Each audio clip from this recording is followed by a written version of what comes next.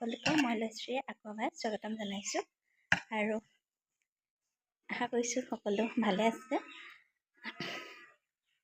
আজি আমি স্বাস্থ্য সম্পৰ্কে যেনেকৈ আমি কিছু কথা আলোচনা কৰিব বিচাৰিছোঁ।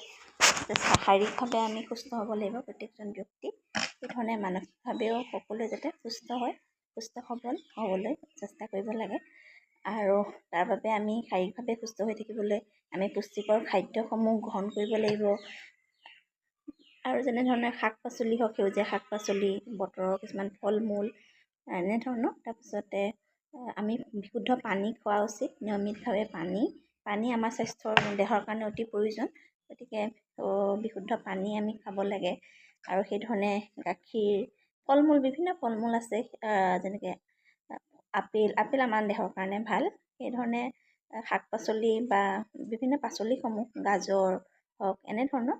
আৰু সেইধৰণে টেঙাসমূহো লাগে, শৰীৰৰ বাবে প্ৰয়োজন। নেমু টেঙা বা আমলখি এইবোৰ আমাৰ বাবে শৰীৰৰ কাৰণে অতি প্ৰয়োজন প্ৰত্যেকজন ব্যক্তিৰ কাৰণে। আৰু সেই খাদ্যসমূহ আমি গ্ৰহণ কৰিব লাগে। কাৰ্বহাইড্ৰেট, প্ৰটিন এইবোৰতো লাগে, আমাক প্ৰয়োজন।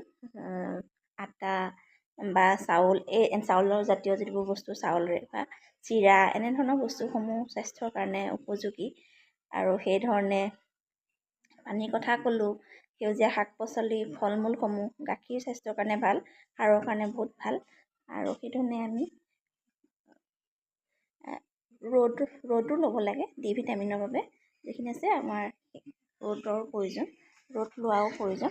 ৰ'দ দেহৰ কাৰণে ভাল। আৰু সেইধৰণে নিয়মিতভাৱে খোজকঢ়া এইখিনিও আমাৰ স্বাস্থ্যত ভাল প্ৰভাৱ পেলায়।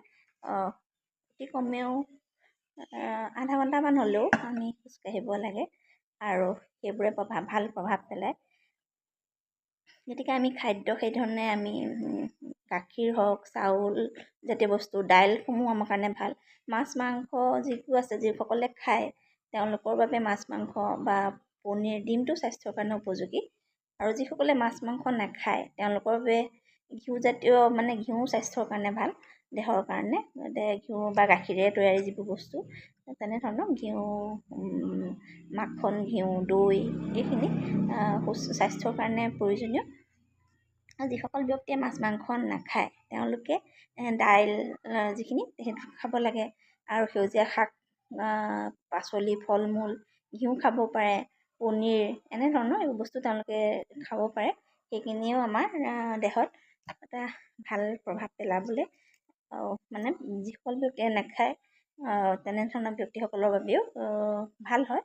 গতিকে তেনেধৰণৰ সেউজীয়া শাক পাচলি, ফল মূল, আমলখি, শিলিখা এইবোৰো আচলতে দেহৰ কাৰণেও ভাল হয় প্ৰত্যেকজন ব্যক্তিৰ কাৰণে। গতিকে পানীৰ কথা ক'লোঁ, নিমখটো অকণমান লাগে, ভাল বিশুদ্ধ যিটো আয়ডিনযুক্ত নিমখ, সেইটো স্বাস্থ্যৰ কাৰণে প্ৰয়োজনীয়। পানী খাব লাগে। পানীয়ে আমাৰ দেহটো ভালকৈ ৰাখে। খোজকঢ়া কামটো বা ব্যায়ামসমূহ, বিভিন্ন আসনসমূহ আছে, যোগাসন, অনুলোম বিলোম, প্ৰাণায়াম, শৱাসন, বজ্ৰাসন, ত্ৰিকোণাসন এনেধৰণৰ বিভিন্ন আসনসমূহ আছে। এইবোৰেও কৰিলে আমাৰ দেহৰ কাৰণে ভাল, যাতে তেজটো চলাচল হৈ থকাৰ ক্ষেত্ৰত এইবোৰে সহায় কৰিব পাৰে। আৰু সেইধৰণে আৰু মানসিকভাৱে সুস্থ হৈ থাকিবলৈ হ'লেও আমি আমাৰ নিজৰ কিছুমান ভাল লগা কাম, গান শুনা, যোগাসন কৰা এইবোৰেও আমাক ভাল প্ৰভাৱ পেলায়। আৰু নিজৰ ভাল লগা কামবোৰ কৰিব লাগে, কিতাপ পঢ়া, গান শুনা এনেধৰণৰ। আৰু গান শুনাটো আচলতে স্বাস্থ্যৰ কাৰণে ভাল। আমাৰ মনটোক আচলতে গানেও বহুত প্ৰভাৱ পেলাব পাৰে। গতিকে আমাৰ ভাল লগা কিছুমান যিবিলাক ভগৱানৰ কিছুমান গীত বা তেনেধৰণৰ ধৰ্মীয় কিছুমান গীতো আমি শুনিব পাৰোঁ। বেলেগ বেলেগ আছে কিছুমান তেনেধৰণৰ গীত বা অন্য যিটোৱে আমাৰ মন শান্ত কৰিব পাৰে, তেনেধৰণৰ গীতসমূহো শুনিলে ভাল। কিতাপ পঢ়িব লাগে। গতিকে আমি এনেধৰণৰ কথাখিনি পাতিলোঁ যে আমি সুস্বাস্থ্যৰে থাকিবলৈ বা স্বাস্থ্যই পৰম সম্পদ বুলি কোৱা হয়। গতিকে ভাল ধৰণে থাকিবৰ বাবে আমি এনেধৰণৰ কামখিনি, পুষ্টিকৰ খাদ্য গ্ৰহণ কৰা, তাৰপিছতে খেলা ধূলা কৰা, যোগাসন কৰা, যোগ আসন যিবোৰ আছে সেইখিনি কৰা, তাৰপিছতে আমাৰ ভাল লগা কিছুমান কাম যেনেকৈ গছপুলি ৰোৱা, তাৰপিছতে কিতাপ পঢ়া, গান শুনা, এনেধৰণৰ কামবোৰ আমি কৰিব পাৰোঁ। সেইবোৰো আমাৰ মনটো বহুত শান্ত কৰি ৰাখে আৰু সেইধৰণে শাৰীৰিকভাৱে সুস্থ কৰি থাকিবলৈ আমি সেই ধৰণৰ সেউজীয়া শাক পাচলি গ্ৰহণ কৰা, পুষ্টিকৰ খাদ্য গ্ৰহণ কৰা, তাৰপিছতে ভাল মানে পৰিৱেশেও প্ৰভাৱ পেলায় ন। গতিকে যিটো আমি থাকোঁ আমাৰ দৰজা খিৰিকী যিবোৰ থাকে সেইবোৰ খুলি ধুনীয়াকৈ ৰখা, পৰিষ্কাৰ পৰিচ্ছন্ন আৰু নিজেও পৰিষ্কাৰ পৰিচ্ছন্নভাৱে থকা, এইখিনিও প্ৰভাৱ পেলায়। আৰু গতিকে উশাহ নিশাহ লওঁতে যাতে আমি ভাল এটা ধুনীয়া মুকলি পৰিৱেশ পাওঁ, ঘৰত হওক বা বিদ্যালয়সমূহতে হওক, আমি দৰ্জাবোৰ বা খিৰিকীসমূহ আমি ভাল ধৰণে খুলি ৰখা আৰু ঘৰৰ কাষত বা বিদ্যালয়সমূহ বা অন্যান্য যিবোৰ অনুষ্ঠান আছে চাৰিওফালে পৰিষ্কাৰ পৰিচ্ছন্নকৈ ৰখা, এইবোৰো প্ৰভাৱ পেলায়। আমি এনেধৰণে ভাল ধৰণে যাতে আমি মুকলি ভাল পৰিৱেশ, দূষিত বায়ু ল'ব লগা নহয় ন, তেনে ভাল মুকলি বায়ু, ভাল বিশুদ্ধ যিখিনি চাফা তেনেধৰণৰ বায়ু আমি যাতে গ্ৰহণ কৰিব পাৰোঁ আৰু সেইবোৰো আমাক ভাল প্ৰভাৱ পেলোৱাত সহায় কৰে।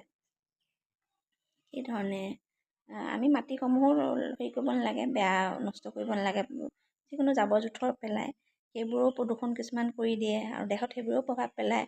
পানীসমূহো যদি আমি অস্বাস্থ্যকৰ বা বিশুদ্ধ পানী নাখাওঁ, সেইবোৰে আমাক প্ৰভাৱ পেলাব পাৰে দেহত। এনেধৰণে গতিকে আমি শাৰীৰিকভাৱে প্ৰত্যেকে সুস্থ হৈ থাকিবলৈ, মানসিকভাৱেও সুস্থ হৈ থাকিবলৈ চেষ্টা কৰিব লাগে।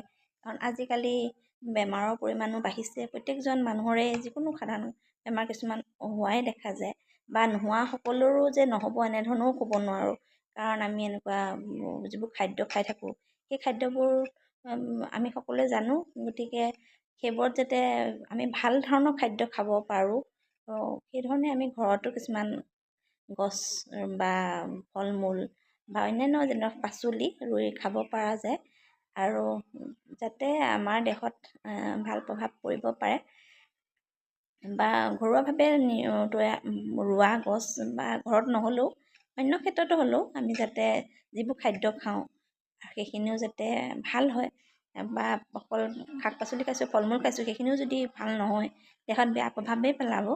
গতিকে ভাল খাব লাগিব আৰু সেইধৰণে চাফ চিকুণ, বাহিৰৰ পৰা অনা বস্তুবোৰ চাফ চিকুণকৈ থোৱা, বা আমি ঘৰত যিবোৰ খাদ্য ৰান্ধোঁ সেইবোৰো আমি ঢাকি থ'ব লাগে। কাৰণ সেইবোৰতো কেতিয়াবা কি হয়, বাহিৰৰ পৰা অনা বস্তুবোৰ আমি ধুই মেলি ভালকৈ বনাব লাগে চাফ চিকুণকৈ। আৰু খাদ্য বস্তু আমাৰ তৈয়াৰ কৰা হয়, বনোৱা হয় ঘৰত, সেইবোৰো আমি কি হয় মুকলিকৈ থ'ব নালাগে।